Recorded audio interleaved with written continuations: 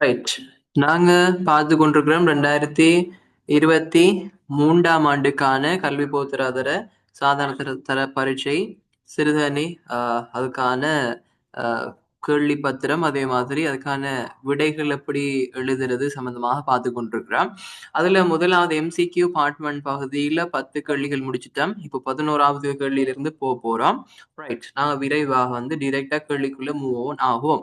சரிதானே? ரைட். அறலிய கம்பெனியின் முகாமையாளர் ஆனவர். ரைட். அப்ப அறலிய கம்பெனியினுடைய முகாமையாளராக இருக்கக்கூடியவர் என்ன செய்யறாராம்? தொலைநகல், அதாவது ஃபேக்ஸ், அதனூடாக வழங்குனருக்கு. ரைட். அப்ப இவரு அனுப்புபவர், இது ஊடகமாக இருக்க போகுது. சிறுதானி அனுப்பக்கூடிய வழியாக இருக்க போகுது. அதே மாதிரி இங்க பெறுபவர் இருக்க போறார். சரிதானே? கட்டளையை அனுப்பினார். கட்டளை அனுப்புறார். ஜஸ்ட் ஒரு கட்டளை ஒன்று அனுப்புறார். இப்ப என்ன சொல்லி கேட்டிருக்கிறாங்கடா? முதலாவது விஷயம், தொடர்பாடலின் சகல அடிப்படை கூறுகளுடனும் தொடர்பாடல் செயன்முறையானது காணப்படுகிறது. இல்ல. ஏன்? அங்க என்ன இருக்கணும்? அனுப்புவர் இருக்கணும், செய்தி இருக்கணும், அந்த செய்தி ஊடகத்தின் ஊடாக போகப்பட்டிருக்கணும், ஊடகத்திலிருந்து போன செய்தி என்ன செய்யணும்? அவருக்கு அனுப்புனவருக்கு கிடைக்கணும். அனுப்புவர் என்ன செய்வாரு? அதை பெற்றுக்கொண்டு துலங்குவாரு. துலங்கி போட்டு என்ன செய்வாரு? பின்னோட்டல் வழங்குவார். இவ்வளவு ப்ரொசீஜர் இருந்தா தான் இது என்னவாக இருக்கும்? தொடர்பாடல் செயன்முறை ஒன்றாக காணப்படும். பட் இதுல அப்படி ஒரு தொடர்ச்சியான ஒரு விஷயம் இல்லை. ரைட். இது எண்ட் ஆகுது. ஒரு குறிப்பிட்ட அனுப்புறனுடைய என்ன செய்யுது? எண்ட் ஆகுது. அவரு துலங்களை கொடுத்தாரா, பின்னூட்டல் வழங்கினாரான்றதெல்லாம் இங்க சொல்லல. இப்ப முதலாவது ஆன்சராக எடுக்க இயலாது. சரிதானே? இப்ப இரண்டாவதுக்கு வருவோம். தொடர்பாடல் முறையானது, அதாவது இந்த தொடர்பாடல் முறையானது தொலைநகல் செய்தியாகும். அப்ப தொடர்பாடல் முறையை பாத்தீங்கன்னு சொன்னா தொலைநகல் ஊடாகத்தான் என்ன செய்யப்படுது? செய்தி கொண்டு சேர்க்கப்படுகிறது. தொலைநகலுங்கிறது ஒரு தொடர்பாடல் முறையாக இங்க இருக்க போகிறது. அடுத்தது பார்ப்போம். இருந்தாலும் நாங்க செக் பண்ணணும். ரைட். அப்ப செய்தியை பெறுபவர் அறலிய கம்பெனியின் முகாமையாளர் ஆவார். சரியா பிள்ளையா? இல்ல. ஏன்? அறலிய கம்பெனி செய்திய அனுப்புவர். அப்ப பெறுபவர் யாரு? வழங்குனர். அதாவது வழங்குனர்னு சொல்லக்கூடிய இவருடைய வழங்குனர் தான் பெற்றுக்கொள்ள போறார். சரிதானே? அதனால மூன்றாவது இங்க பிள்ளையாக இருக்கும். சரிதானே? அடுத்தது, தொடர்பாடல் ஊடகமானது இலத்திரனியல் வாய்மொழி மூலமானதாகும். இலத்திரனியல் தான், ஃபேக்ஸ்ங்கிறது இலத்திரனியல் ஊடாகத்தான் போகும். பட் அது வாய்மொழி மூலம் கிடையாது, எழுத்து வடிவுல போகும். சரிதானே? அப்ப அதுவும் இது வராதுங்கிற அடிப்படையில நாங்க தெரிவு செய்ய வேண்டிய ஆன்சர் இரண்டாவதாக இருக்க போகுது. சரிதானே? இரண்டாவது சரியான ஆன்சராக இருக்க போகுது. அடுத்தது வருவோம். ரெண்டாவது, நீங்களும் என்ன செய்யலாம்? ஆன்சரை போடலாம். நம்ம அதையும் கரெக்ட் பண்ணிட்டு போவோம். சரிதானே பிள்ளைகள்? ரைட். இப்ப வருவோம் 12வது, குறிப்பிட்டுள்ள காப்புறுதி தத்துவங்கள்ல. அப்ப காப்புறுதி சம்பந்தமான தத்துவங்கள் நாங்க என்ன படிச்சிருக்கிறோம். சரிதானே? நாங்க எங்களோட O level சிலபஸ்ல படிச்சிருக்கிறோம். அப்ப இந்த காப்புறுதி என்று சொல்லக்கூடிய இந்த துணை சேவையில இருக்கக்கூடிய தத்துவங்கள் என்னென்னு சொல்லி எங்களுக்கு தெரியும். சரிதானே? அந்த தத்துவங்களில் இருந்து ஆயுள் காப்புறுதியில தாக்கம் செலுத்தும் விடையை தெரிவு செய்ய. அதாவது ஆயுள் காப்புறுதிக்கு எது பொருந்தும், அப்ப அந்த காப்புறுதி முறையை என்ன செய்யுங்க, அதாவது காப்புறுதி தத்துவத்தை என்ன செய்யுங்க, தெரிவு செய்யுங்க அப்படின்னு சொல்லி என்ன செஞ்சிருக்கிறாங்க, இங்க கேட்டிருக்கிறாங்க. அப்ப எங்களுக்கு தெரிஞ்சிருக்கணும், ஆயுள் காப்புறுதிக்கு இழப்பீட்டு தத்துவம் பொருந்தாது. ஏன் பொருந்தாதுன்றெல்லாம் நாங்க அங்க போயிட்டு படிச்சுட்டோம். சரிதானே? நான் இவ்விடத்தை வச்சுட்டு ஆழமா டீப்பா கதைக்க விரும்பல. வேணுமெண்டா போயிட்டு பார்த்து கொள்ளுங்க. வியாபாரம் துணை சேவைகளும் என்ற விஷயத்துல காப்புறுதி என்ற பகுதியில சரிதானே, துணை சேவையில நாங்க அந்த விஷயத்த படிச்சு முடிச்சுட்டோம் O level. சரிதானே? அப்போ இழப்பீட்டு தத்துவங்கள் இருக்கிறது, விடைகள் எல்லாம் இங்க என்ன செய்யப்படும்? ரிஜெக்ட் ஆகப்படும். அப்ப இங்க பாருங்க, இழப்பீடு அதே மாதிரி இழப்பீட்டு தத்துவத்தினுடைய துணை தத்துவங்களும் என்ன செய்யாது? இந்த ஆயுட்காப்புறுதிக்கு பொருந்தாது. சரிதானே? பொருந்தாது.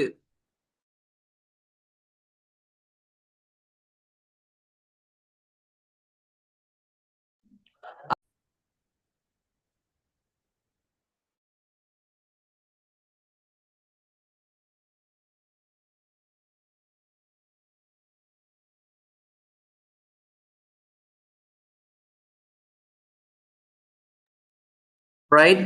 ஓகே. சோ அதன் அடிப்படையில நான் விஷயங்களை இங்க பாத்துக்கிட்டு இருக்கிறோம்.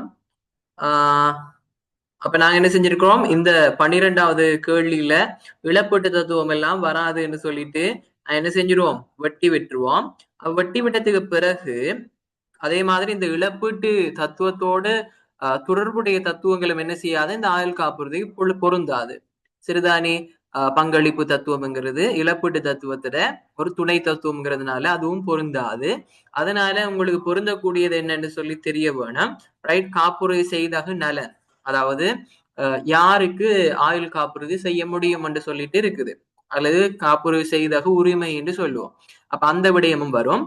அதே மாதிரி மீ உயர் தத்துவம் அல்லது உயர் நன்னம்பிக்கை தத்துவம் அப்படின்னு சொல்லுவோம். அதாவது காப்புறுதி செய்யக்கூடிய அந்த நபர் தன்னுடைய எல்லா விஷயத்தையும் அவரு வெளிப்படுத்த வேணும் அப்படின்ற உச்ச நன்னம்பிக்கை தத்துவம் அல்லது உயர் நம்பிக்கை தத்துவம் அல்லது மிக்குயர் நம்பிக்கை தத்துவம் எல்லாம் சொல்லுவோம். சரிதானே? அப்ப இந்த இரண்டுமே என்ன செய்யும், ஆயுள் காப்புறுதி பொருந்தும் என்ற அடிப்படையில முதலாவது என்ன செய்ய போகுது, ஆன்சராக வரப்போகுது 12வதுக்கு.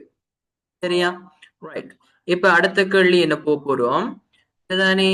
அதாவது பின்வரும் சம்பவ கற்கை, அதாவது கேஸ் ஸ்டடி, இது 13, 14 ஆகிய வினாக்களுக்கு விடை எழுதுங்கன்னு சொல்லி கேட்டிருக்கிறாங்க.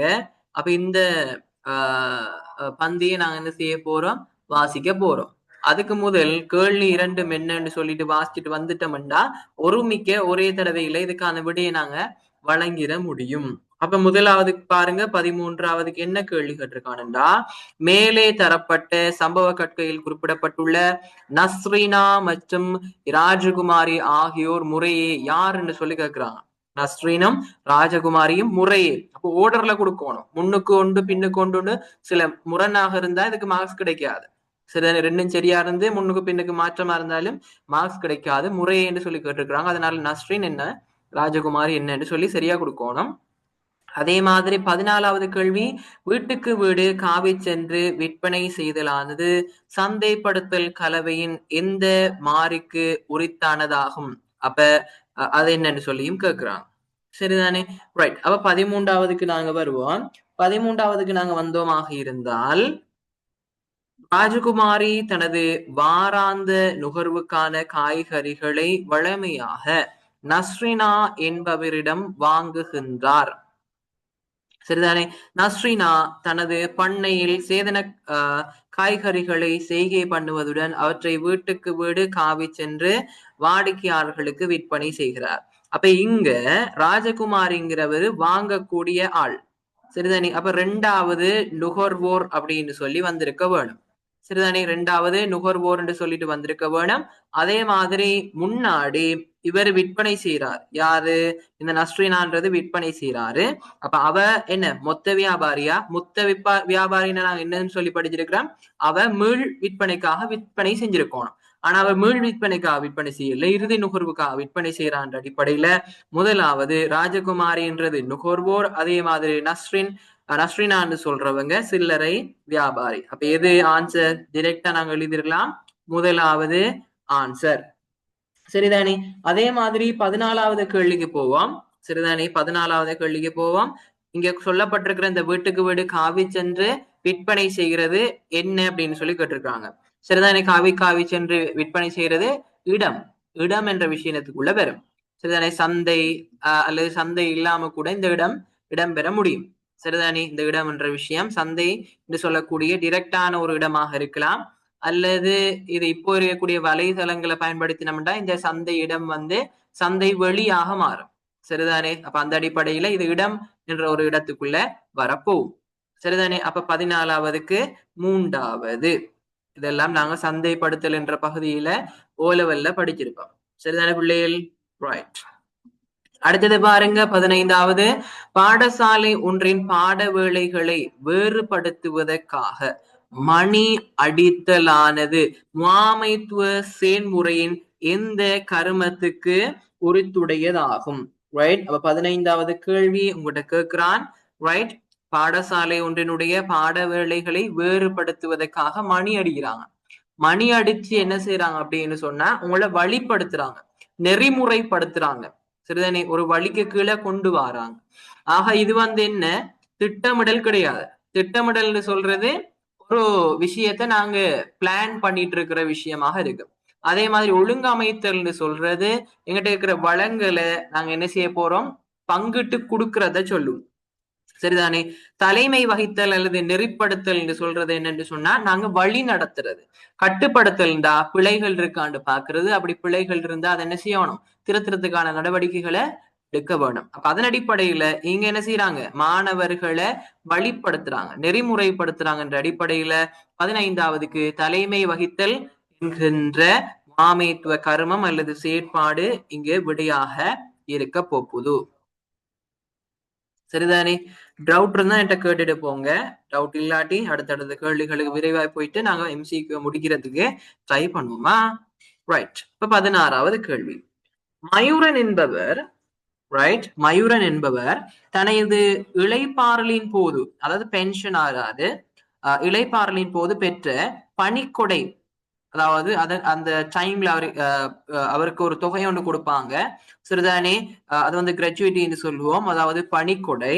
இந்த தொகையை கொழும்பு பங்கு சந்தையில் பட்டியல் படுத்தப்பட்ட கம்பெனிகளில் முதலீடு செய்தார். இப்ப அவருக்கு கிடைச்ச அந்த தொகையை பணிக்கொடை என்ன செய்யறாரு, பட்டியல் படுத்தப்பட்ட ஒரு கம்பெனியில, சரிதானே, கொழும்பு ஸ்டாக் எக்ஸ்சேஞ்ச் சொல்லக்கூடிய கொழும்பு பங்கு சந்தையில என்ன செய்யறாரு, முதலீடு செய்யறார். இதிலிருந்து மயூரன் பெற்றுக்கொள்ளக்கூடிய நிதி அனுகூலங்கள் என்ன அப்படிங்கிறது தான் கேள்வியாக வரப்போகுது.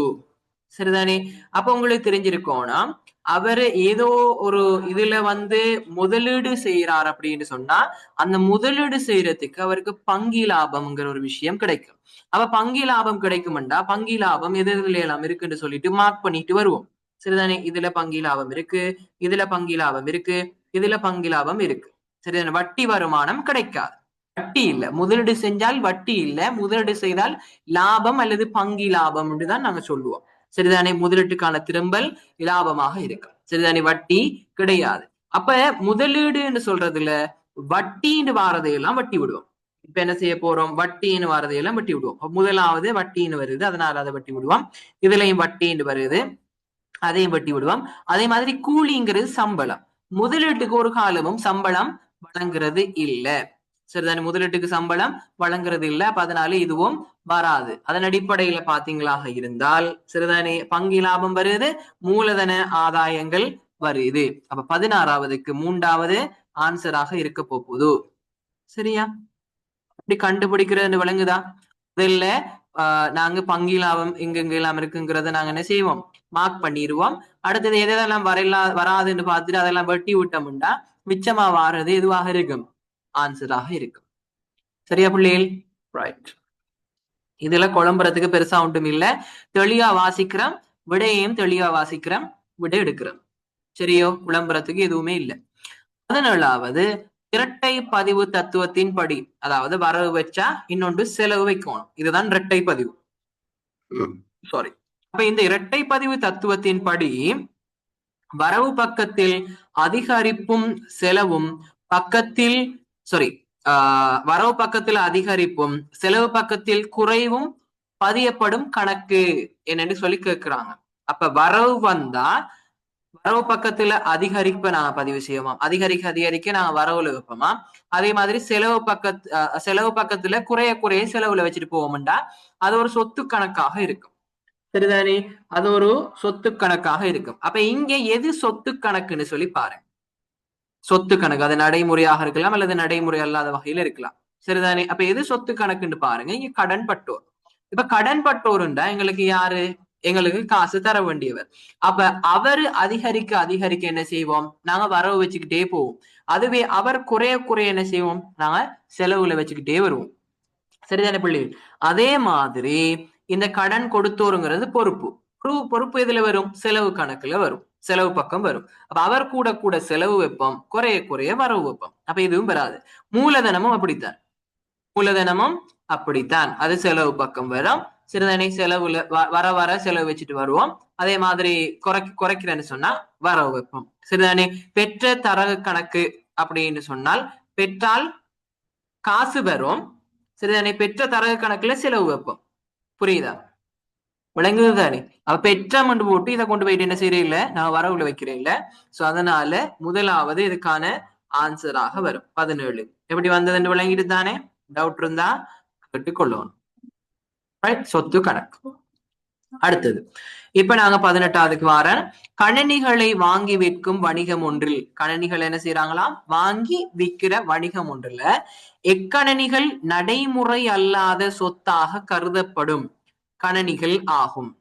அப்ப கணனிகளை வாங்கி விற்கின்ற வணிகத்துக்கு அங்க கணினின்னு சொல்றது சொத்து இல்ல, சரக்காக இருக்கும். ஆனா இவர் என்ன சொல்லி கேட்கிறாருன்னா, இந்த கணனிகள் விற்பனை செய்கிற இந்த வணிகத்துல நடைமுறை அல்லாத சொத்து, சரிதானே? நடைமுறை சொத்து இல்ல, நடைமுறை சொத்து சரக்கு, நடைமுறை சொத்து சரிதானே? நடைமுறை அல்லா சொத்துன்னு சொன்னா ஒரு மூலதனமாக ஈடுபடுத்தியிருப்பார் அல்லது வணிக தேவைக்காக பயன்படுத்தி கொண்டிருப்பார். ஆகவே இது நீண்ட கால ஒரு சொத்தாக இருக்கும். ஆகவே இந்த நடைமுறை அல்லா சொத்தாக இதை நாங்க இங்க சொல்லலாம் என்று சொல்லிட்டு கொஸ்டின் பண்றார். அப்ப நாங்க விடை என்ன செய்யணும், தெளிவாக வாசிச்சாதான் விடை எழுதக்கூடிய மாதிரி இருக்கும்.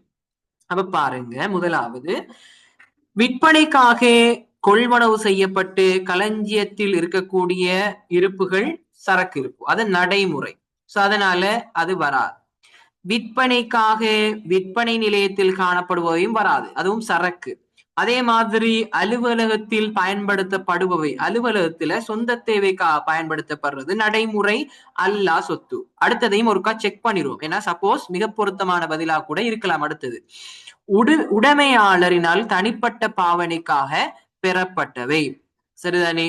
உடைமையாளரின் தனிப்பட்ட பாவனைக்காக பெறப்பட்டவை பற்று, சரிதானே? தனிப்பட்ட பாவனைக்காக அவர் எடுத்திருக்காருன்னா அது பற்று, அல்லது அது இது நிறுவனத்துக்கு சம்பந்தமானது இல்லை, அது நிறுவனத்தோட தொடர்புடைய விடயம் இல்லை, சரிதானே? நிறுவனத்தோடு தொடர்புப்பட்ட விஷயமா இருந்தால்தான் அது நிறுவனத்துக்கு சொத்து.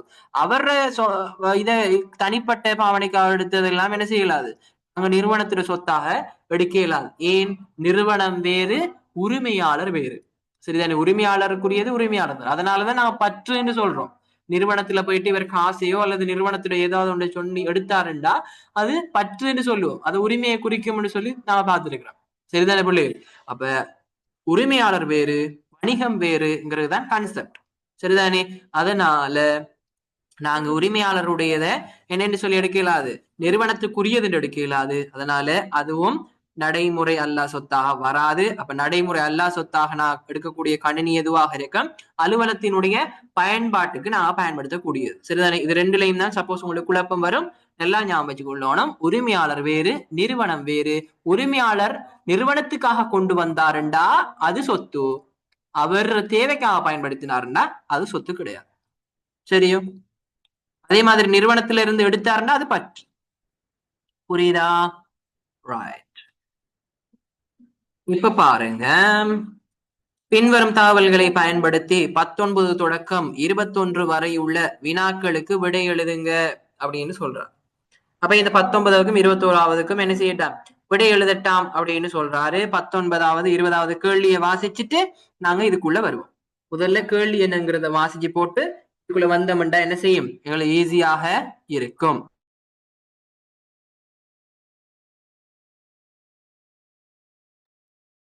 ரைட். இப்ப பாருங்க, யோகன் வணிகத்தின் கொடுக்கல் வாங்கல்களில் சொத்துக்களில் தாக்கத்தை ஏற்படுத்துவது, ஏதாவது ஒரு வகையில சொத்துல ஏதாவது ஒரு தாக்கத்தை ஏற்படுத்துச்சுன்னா அந்த கொடுக்கல் வாங்கல் எல்லாம் இதுக்குள்ள வரும். ஒருமிக்க நாங்க இது ரெண்டையும் செய்ய போறோம், ரைட்?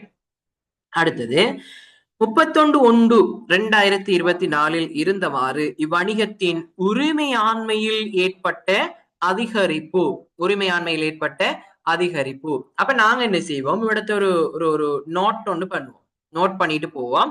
இங்க சொத்துங்கிற அசெட் இருக்குது, அது எஸ் அசெட் வந்து ஈக்குவலா இருக்க போகுது உரிமையாண்மை ஈக்விட்டிக்கும், அதே மாதிரி லயபிலிட்டிக்கும்.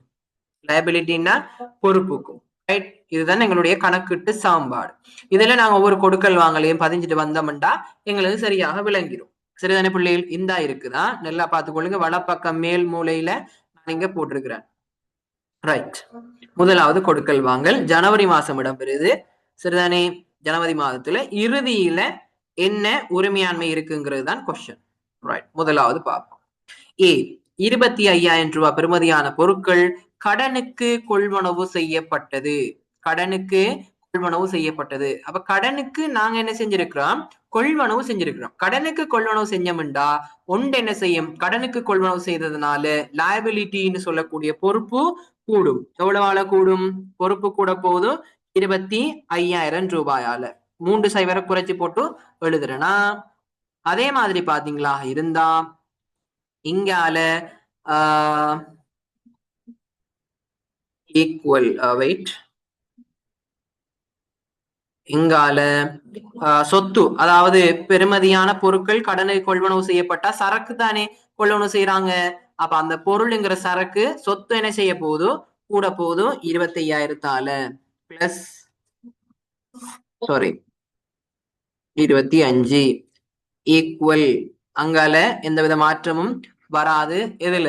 இந்த ஈக்விட்டியில. அப்ப அதை போடாம விட்டாலும் பிரச்சனை இல்லை. இதுதானே. இது கொஞ்சம் கொஞ்சம் இருக்கலாம், நேரா போடுவோம். ரைட், கொஞ்சம் இருங்களா. ரைட், பிளஸ் 25 ஈக்குவல் கெப் போடுவோம், பிளஸ் லயபிலிட்டிங்கிறது 25 கூட போடும். சரிதானே. இது ஓகே. அடுத்தது இது முதலாவது பதிவு. சரியானே. ரைட், இது முதலாவதுக்குரிய பதிவு. இப்ப ரெண்டாவதுக்குரிய பதிவு நாம பதிய போறோம். சரியா, ரெண்டாவதுக்குரிய பதிவு போறோம். பாப்போம். 75,000 ரூபாய் காசுக்கு தளபாடங்கள் கொள்வனவு செய்யப்பட்டது. சரிதானே. அப்ப இங்கே தளபாடம் கொள்வனவு செய்யப்பட்டது என்னது? சொத்து. தளபாடம்ங்கிறது நிறுவன தேவைக்காக பயன்படுத்துறது. இது வந்து அதனால பாத்தீங்கன்னா சொத்து கூடி சொத்து குறையும். சரிதானே. அப்ப பாத்தீங்கன்னா முதலாவது என்ன செய்யும்? தளபாடம்ங்கிற சொத்து உள்ளுக்கு வரும். அதனால என்ன செய்யும்? 75,000 கூடும். அதே மாதிரி அடுத்தது என்ன நடக்கும்? சொன்னா காசு என்ன செய்யும்? காசுக்குத்தான் கொள்வனவு செய்யறோம்டா காசு வெளிப்பாயம். அப்ப காசுங்கிற சொத்து என்ன செய்யும்? 75,000 குறையும். சரிதானே. இப்ப இதுதான். சரிதானே. அப்ப இங்கேயும் சொத்து எஃபெக்ட் ஆகுது, இங்கேயும் சொத்து எஃபெக்ட் ஆகுதுன்னா இது ரெண்டுமே சொத்துக்குள்ள வரும். முதலாவது கேள்விக்கு பாத்துக்கோங்களா, சொத்துல தாக்கத்தை ஏற்படுத்தும். அடுத்தது இப்ப பாருங்க, 25,000 கிரயமான பொருட்கள் 40,000க்கு கடனுக்கு விற்பனை செய்யப்பட்டது. அப்ப மூன்றாவது கொடுக்கல் வாங்கலுக்கு வருவோம். சரிதானே. மூன்றாவது கொடுக்கல் வாங்கலுக்கு வருவோம். மூன்றாவது கொடுக்கல் வாங்கல் பாருங்க, 25,000 கிரயம். அப்ப 25,000 கிரயமான பொருள் குறையும். சரிதானே. அப்ப அந்த சொத்து என்ன செய்ய போகுது? பொருளுங்கிற அந்த சரக்குங்கிற இது குறைய போகுது. எவ்வளவால? 25ஆல குறையும் போகுது. சரிதானே. 25ஆல குறைய போகுது. அதே மாதிரி பாருங்க. சரிதானே. அதே மாதிரி பாருங்க, இவர் என்னத்துக்கு விற்பனை செய்யறாரு? கடனுக்கு விற்பனை செய்யறாரு. அப்ப அந்த கடன் என்று சொல்றது எவ்வளவால கடன் பட்டோர் வர போறாரு? சாரி, எஸ், கடன் பட்டோர் எவ்வளவு வர போறாரு? கடன் பட்டோருங்கிற சொத்து அவரு 40,000ஆல அதிகரிக்க போறாரு. இடையில வார இந்த 15,000 என்னவாக இருக்க போகுது? அது உரிமையாண்மையை கூட்டும். ஏன் உரிமையாண்மையை கூட்டும்? ஏண்டா அது வந்து லாபம். சரிதானே. 25,000 பொருள் 40,000க்கு வித்தா 15,000 லாபம் வச்சு வித்திருக்கிறாரு. அந்த லாபம் என்ன செய்யும்? உரிமையாண்மையை கூட்டும். அப்ப 15. சரிதானே. அப்ப இதுவும் என்ன செய்யுது? சொத்துல அதிகரிப்பை ஏற்படுத்து. அதனால இவரும் வருவார். அதே மாதிரி பாருங்க, கடன் கொடுத்தோர் ஒருவருக்கு 15,000 செலுத்தப்பட்டது. அப்ப கடன் கொடுத்தோர் ஒருத்தருக்கு நீங்க காசு கொடுத்துட்டீங்க அப்படின்னு சொன்னா அதுக்கு என்ன நடக்கும்? நாலாவது கொடுக்கல் வாங்கல் காசுங்கிற சொத்து வெளிப்பாயும். எவ்வளவு? 15,000ஆல. அதே மாதிரி பாத்தீங்களாக இருந்தா அடுத்ததாக உரிமையாண்மையில எதுவும் மாற்றம் ஏற்படாது. அதே மாதிரி காசு கொடுத்துட்டோம்டா கடன் கொடுத்தோர் என்ன செய்வாரு? பொறுப்பு குறையும். பொறுப்பு குறைஞ்சா என்ன செய்வோம்? 15ஆல பொறுப்பையும் நாங்க என்ன செய்வோம்? குறைச்சி விடுவோம். அப்ப இது என்ன செய்யுது? ஒன்று காசு குறையுது, சொத்து குறையுது. அதுவும் சொத்துல தாக்கத்தை ஏற்படுத்துது. அதே மாதிரி பொறுப்புலையும் தாக்கத்தை ஏற்படுத்துது. இங்க சொத்துங்கிட்டு கேட்கறதுனால நாங்க என்ன செய்ய போறோம்? இந்த டியையும் இங்க நாங்க எடுக்க போறோம். சரிதானே. அதே மாதிரி இங்க நடந்த மாற்றங்கள்ல அவர் கேட்டுறாரு, உரிமையாண்மையில் ஏற்பட்ட அதிகரிப்பு எவ்வளவு உண்டா? இந்த மூன்றாவது கொடுக்கல் வாங்கலால மட்டும்தான். 40,000க்கு வித்திருக்கும், 25,000 கிரயமானது. அப்ப 15,000 லாபம் எங்களுக்கு கூடுதோ. அப்ப 15,000 ஆகும் என்றதுதான் 20வதுக்கு பதிலாக இருக்கும். அப்ப 15,000 ஆகும் என்று சொல்லக்கூடிய பதிலாக இருக்கும். இதுதானே. அதே மாதிரி ஏ பி சி டி என்று சொல்லக்கூடிய 4மே என்ன செய்யுது, சொத்துல தாக்கத்தை ஏற்படுத்துது என்ற அடிப்படையில ஆன்சராக நாங்க என்ன செய்ய போறோம், எடுக்க போகிறோம். சரிதானே. அப்ப ஒரே டைம்ல நாங்க இந்த 2 கேள்வியை முடித்தால்தான் எங்களுக்கு டைம் மிச்சமாகும். இல்லாட்டி இது ஒரு தரம் செய்ய வேண்டி வரும், இது ஒரு தரம் டைம் செய்ய வேண்டி வரும். ரெண்டுக்கும் என்ன செய்யும், 2 டைம் எடுக்கும். நான் ஒருமிக்க செஞ்சது நீங்க 2 தரம் செய்ய போனீங்கன்னா 2 டைம் எடுக்கும். சரியான. முதலாவது என்ன செய்வீங்க, இது சொத்தா இது சொத்தா இது சொத்தா இது சொத்தான்னு பார்த்துட்டு இதுக்கு ஆன்சர் எழுதி போட்டு திருப்பி என்ன செய்வீங்க, இதுக்கு பதிவுகளை நீங்க மேற்கொண்டு வருவீங்க. அப்ப அதுக்கு ஒரு தனி டைம் ஒன்று எடுக்கும். இதெல்லாம் நாங்க எக்ஸாம் பேப்பர் அணுகக்குள்ள எடுக்கக்கூடிய என்ன சொல்றது, எக்ஸாம் பேப்பர் அணுகக்குள்ள நாங்க பார்க்க வேண்டிய சில நுட்ப முறைகளாக இருக்க போகுது. சரிதானே. ரைட். ஏதாவது டவுட் இருக்கா அதுல? இது கொஞ்சம் கணக்கு பகுதி. எனி டவுட்ஸ் இருந்தா கேட்கலாம்.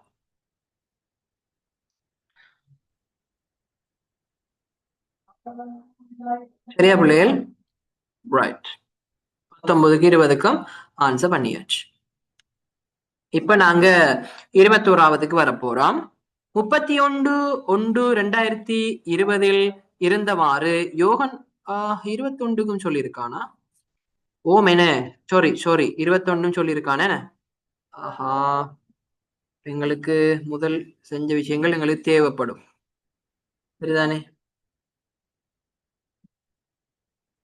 ரைட். இந்த ஆன்சர் சரி. இப்போ நான் செய்ய 20வதுக்கு வருவோம். அப்ப 3டையும் செய்யணும். சரிதானே. சாரியா, இங்க நான் பார்க்க மறந்துட்டேன். 31/1/2024 இருந்தவாறு யோகன் வணிகத்தில் மொத்த பொறுப்பானது 90,000 ஆகும். மேலே தரப்பட்டுள்ள கொடுக்கல் வாங்கல்களுக்கு முன்னர் 1/1/2024 இருந்தவாறு இவ்வணிகத்தில் மொத்த பொறுப்பு தொகையானது எவ்வளவு?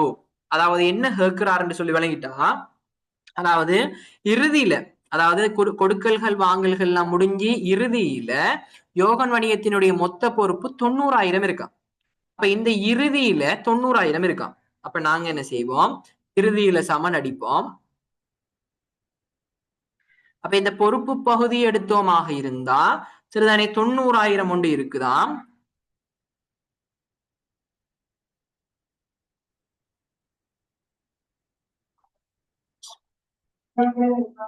தொண்ணூறாயிரம் உண்டு இருக்குதா. நான் என்ன செய்யறேன், குறைச்சு போடுறேன்னா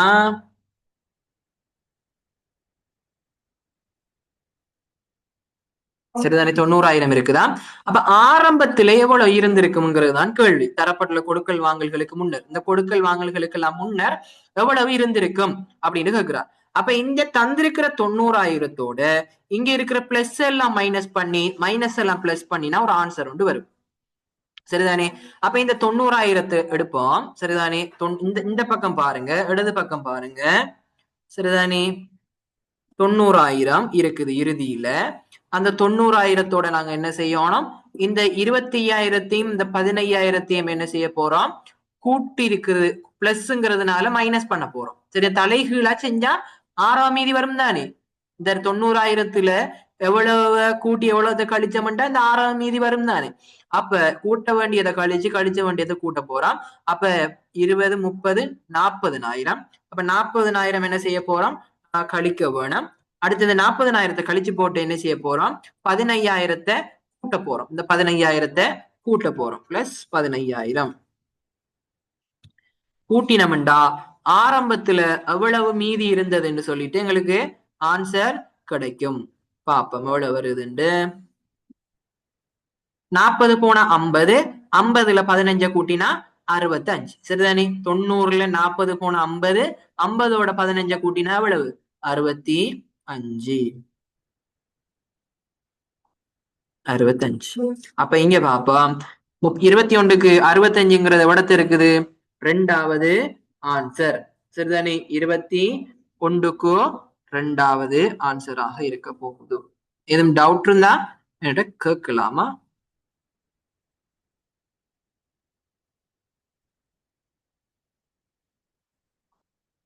எதுவும்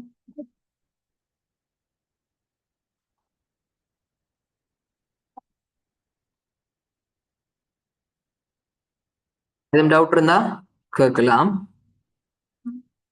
இங்கேயும் உங்களுக்கு பார்த்து கொள்ளக்கூடிய மாதிரி இருக்கும். முதலாவது என்ன செய்யறாரு, 25,000 கடனுக்கு கொள்வனவு செஞ்சா கடன் பட்டோர் கூடுவார். அதே மாதிரி காசுக்கு தளபாடம் கொள்வனவு செஞ்சது அதுல தாக்கம் செலுத்தல. அதே மாதிரி 25,000 குறைவான பொருட்கள் கடனுக்கு விற்பனை செஞ்சா கடன் பட்டோர் தான் வருவாரு தவிர கடன் கொடுத்தோர் வர மாட்டாரு. அதே மாதிரி பாத்தீங்களாக இருந்தால் சாரி, இந்த 15 வராதுன்னு நீங்க கவனிக்கலன்னு. இந்த 15 உரிமையாண்மைக்குரியது தானே, அப்ப 65 விடையாக வராது. சாரி, நான் கவனிக்கல, நீங்களும் பார்க்கல. பாத்தீங்களா, 90,000 இருக்குது.